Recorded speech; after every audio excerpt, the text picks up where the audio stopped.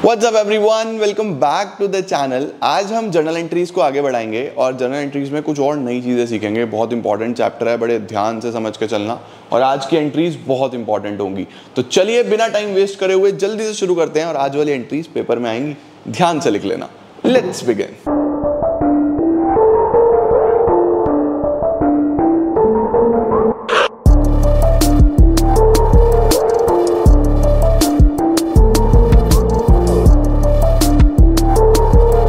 अब मेरे साथ साथ हेडिंग डाल के चलना ताकि परफेक्शन के साथ चीज़ें होती रहें। We will start with opening entry. Sir opening entry क्या होता है? देखो ओपनिंग एंट्री में आपको कुछ बैलेंसेस दिए हुए होंगे और बैलेंसेस को आप यूज़ करते हुए जर्नल एंट्री पास करते हो। कैसे पास करते हो? देखो सपोज मैं आपको बोल रहा हूँ कि आप 2016 के अकाउंट्स बना रहे हो, 2016 के अकाउंट्स बना रहे हो, तो 31 मार्च 2016 जब ईयर एंड होगा तो आपके पास कुछ ना कुछ तो बैलेंसेस होंगे ना। आपके पास कुछ ना कुछ कैश भी होगा, कुछ ना कुछ बैंक बैलेंस भी होगा, स्टॉक भी पड़ा होगा, कुछ ना कुछ एसेट्स भी होंगे, कुछ लाइबिलिटीज भी होंगी। तो जो चीज़ें यहाँ क्लोजिंग में हैं अगले साल बिल्कुल शुरू में 1 अप्रैल 16 पे भी तो वो चीज़ें होंगी ना। मतलब अगर ईयर एंड पे मेरे बैंक में 10,000 रुपये हैं तो अगले साल के शुरू में भी तो मेरे बैंक में 10,000 होंगे ना। तो इस 10,000 की साल के अगले साल के शुरुआत में जो एंट्री होगी उसको हम बोलते हैं opening entry. Opening entry basically क्यों करी जाती है? ओपनिंग एंट्री हम इसलिए करते हैं ताकि हम पिछले साल के बैलेंसेस जो थे उनको इस साल के अकाउंट्स में रिफ्लेक्ट कर पाएं। तो ओपनिंग एंट्री करने का क्या तरीका है? हेडिंग डाल देंगे, फटाफट से एंट्री लिखेंगे,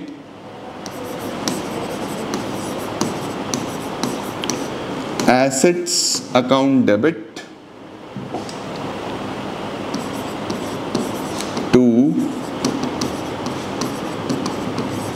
लाइबिलिटीज अकाउंट। सभी एसेट्स को डेबिट करना है, सभी लाइबिलिटीज को क्रेडिट करना है। अब एसेट्स को डेबिट करने के बाद, लाइबिलिटीज को क्रेडिट करने के बाद आप क्या करोगे? आप इस एंट्री को ध्यान से बैलेंस करने की कोशिश करोगे कि ये बैलेंस है या नहीं है। अब सपोज एसेट्स में तो 10 रुपीज आ रहे हैं और लाइबिलिटीज में 8 आ रहे हैं, तो क्या क्रेडिट साइड में 2 का डिफरेंस आ रहा है? इधर 10 इधर 8, इधर डिफरेंस आ गया ना। तो अगर डिफरेंस क्रेडिट में आए तो वहां पे आप वर्ड यूज करोगे कैपिटल। ठीक है, अगर डिफरेंस क्रेडिट में आए तो वहां पे आप क्या यूज कर रहे हो? कैपिटल अकाउंट यूज कर रहे हो। और अगर यही डिफरेंस डेबिट में आ रहा हो, पहले इसको नोट डाउन कर लो, अगर यही डिफरेंस डेबिट में आ रहा हो कि सपोज आपने एंट्री करी एसेट्स टू लाइबिलिटीज और यहाँ पे आपका 18 है और ऊपर 10 है, तो अब क्या होगा? डेबिट में डिफरेंस आ रहा है। डेबिट में कितना डिफरेंस आ रहा है? डेबिट में 8 रुपए का डिफरेंस आ रहा है। तो डेबिट में आए तो आप यहाँ पे यूज करोगे गुडविल, ये याद रखना। ठीक है, इसका मतलब क्या है बेटा जी? जब आप ओपनिंग एंट्री करते हैं तो ओपनिंग एंट्री तो यही होगी, assets account debit to liabilities account. अब डिफरेंस अगर इधर आया तो यहाँ के लिए आप गुडविल डेबिट कर देना और अगर इधर आया तो यहाँ के लिए आप कैपिटल क्रेडिट कर देना। ऐसे ये ओपनिंग एंट्री होती है, इसको नोट डाउन करो। अब इसके बाद हम लोग अगर बात करें कि अब हमें यहाँ पे एग्जाम्पल के थ्रू समझने की कोशिश करते हैं। फॉर एग्जाम्पल आपको लिखा है cash 20,000, bank 60,000, bank loan 1 lakh, creditor 50,000, debtor 8,000, machinery 12,000। और आपको आ गया कि अब ओपनिंग एंट्री करके दिखाओ।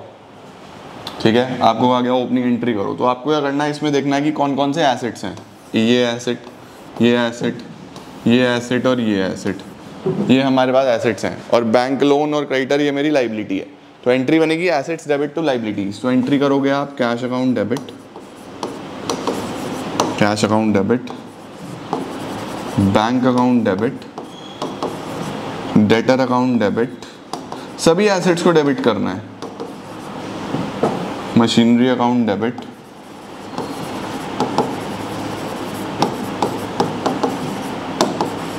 To bank loan to creditor. Cash हो गया 20,000, बैंक हो गया 60,000, डेटर हो गया 8,000, मशीनरी हो गई 12,000, बैंक लोन 1 लाख, क्रेडिटर 50,000। अब आपको क्या करना है, आपको देखना है क्या ये दोनों साइड मैच कर रहे हैं। तो अगर देखा जाए 60 और 20 80, 80 और 20 1 लाख, इधर तो आ रहा है 1 लाख और क्रेडिट साइड में आ रहा है 1,50,000, डिफरेंस आ रहा है। इधर 1 लाख, इधर 1,50,000, तो इधर 50,000 कम है ना। तो अगर डेबिट में डिफरेंस आता है तो मैंने आपको क्या सिखाया, आप यहाँ पे एक अकाउंट और डेबिट करोगे जिसको आप बोलोगे goodwill.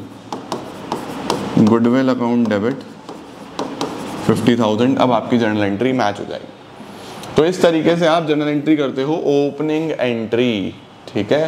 Cash debit, bank debit, debtor debit, machinery debit. अगर डिफरेंस इधर आ रहा होता तो यहाँ पे मैं 2 कैपिटल लिख देता, बस इतनी सी चीज़ें होती हैं, सही है। ये तो हो गई ओपनिंग एंट्री। अब कुछ और स्पेशल ट्रांजैक्शंस, जैसे कि सबसे पहले आप एंट्री सीखो बैड डेट्स की। सबसे पहले आप एंट्री कौन सी सीखने वाले हो, बैड डेट्स। अब सपोज मैं एज्यूम करता हूँ कि मुझे चिंटू से 10,000 रुपये लेने थे और उसने दे दिए, ठीक है। मुझे चिंटू से 10,000 लेने थे, उसने दे दिए। तो आप क्या एंट्री करते हो, आप एंट्री करते हो cash debit, cash account debit to Chintu's account 10,000 10,000। देखो ऐसा होगा, cash account debit to Chintu's account आपने रिसीव कर लिए, ठीक है।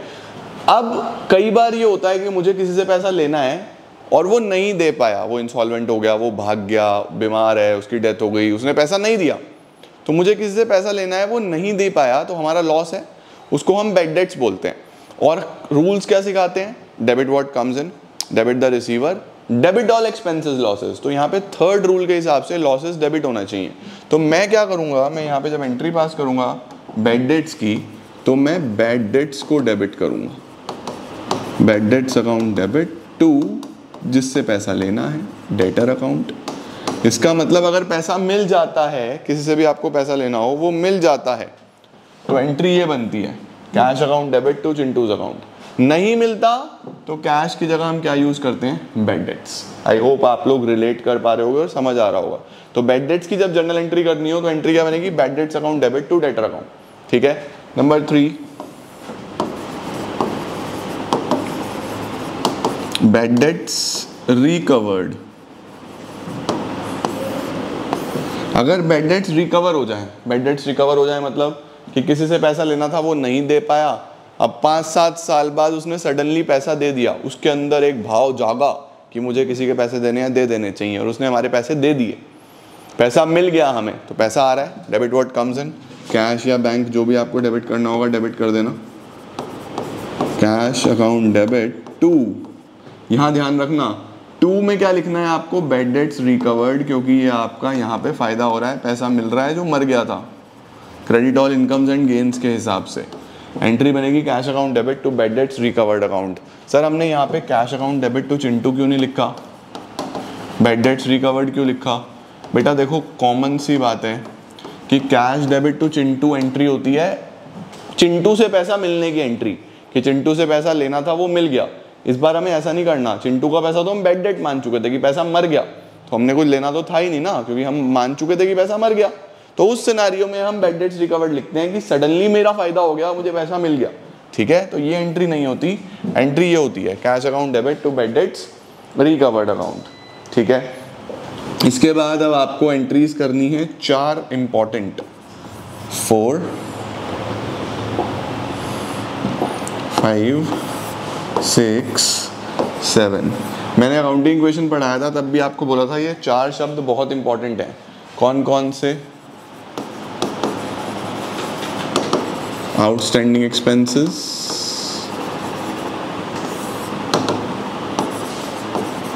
Prepaid expenses,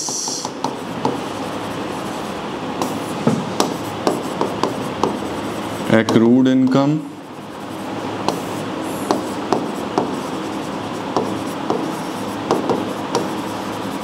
unearned income।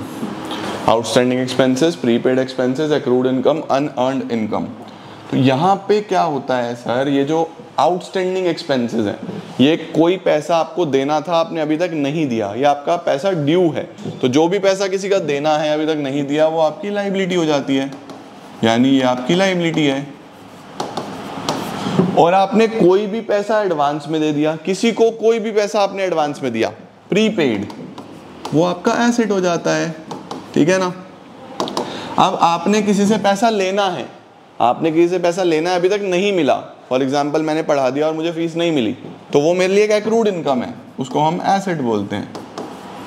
और मुझे कोई पैसा एडवांस में मिल गया, मुझे किसी ने एडवांस में फीस दे दी, तो उसको हम क्या बोलते हैं, लायबिलिटी है। भाई मुझे एडवांस में फीस मिल गई तो मुझे पढ़ाना है ना।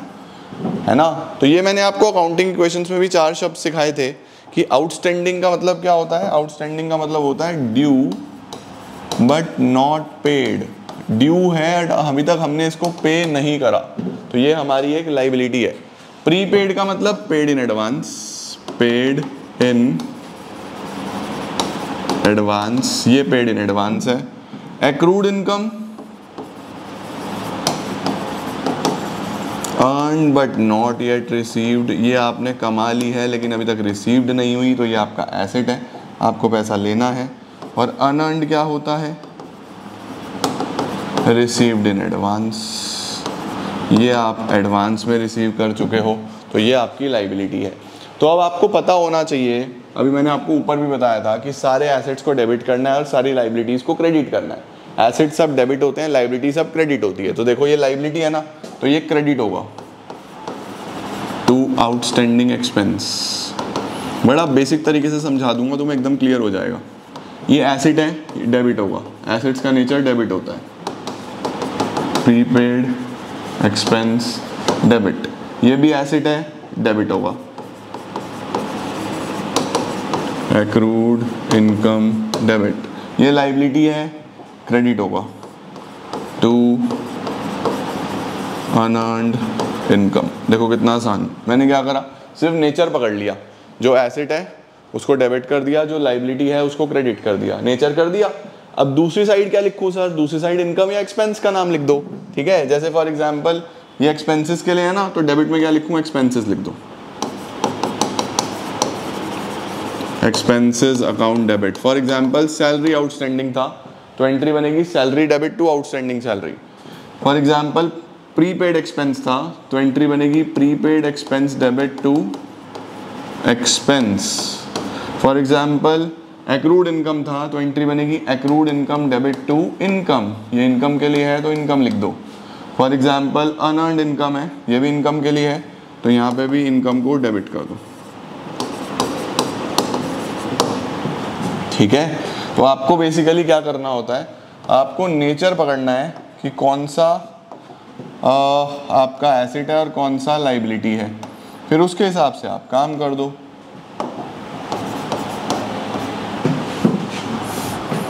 दूसरी तरफ इनकम या एक्सपेंसेस शो कर दो। तो ये एक तरीका है outstanding, prepaid, accrued, unearned show करने का, जिससे आप सीधा सीधा एंट्री पास कर सकते हो, ठीक हो गया। इसके बाद नेक्स्ट एंट्री लिखो नंबर 8, एंट्री नंबर 8 हेडिंग डाल दो डेप्रीसिएशन। डेप्रीसिएशन का क्या मतलब होता है सर, डेप्रीसिएशन का मतलब होता है जब किसी भी फिक्स एसेट की वैल्यू कम हो रही होती है।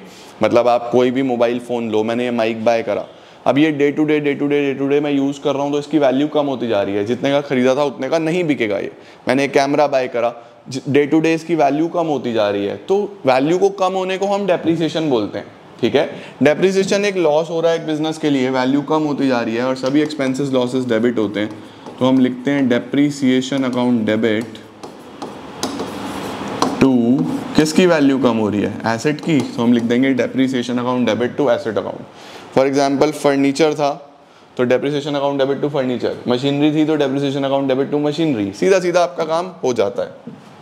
अच्छा जी, डेप्रीसिएशन के बाद हमारे पास जो एंट्री आती है वो आती है इंटरेस्ट ऑन कैपिटल।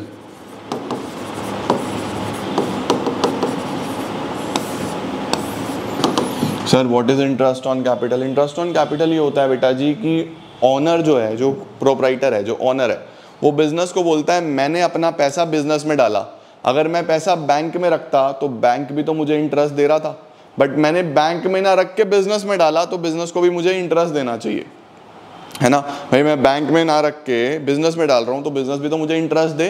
तो बिजनेस जो इंटरेस्ट पे करता है उसको हम बोलते हैं इंटरेस्ट ऑन कैपिटल। बिजनेस के लिए ये खर्चा है, हम बिजनेस की बुक्स बना रहे हैं, सभी खर्चे डेबिट होते हैं, तो एंट्री बनती है interest on capital account debit, और ओनर को दिया गया है उसका कैपिटल अकाउंट बढ़ जाएगा तो to capital. Interest on capital account debit to capital account, ये इंटरेस्ट ऑन कैपिटल की एंट्री होती है। 10th और लास्ट एंट्री जो हम आज सीखने वाले हैं वो है इंटरेस्ट ऑन ड्रॉइंग्स।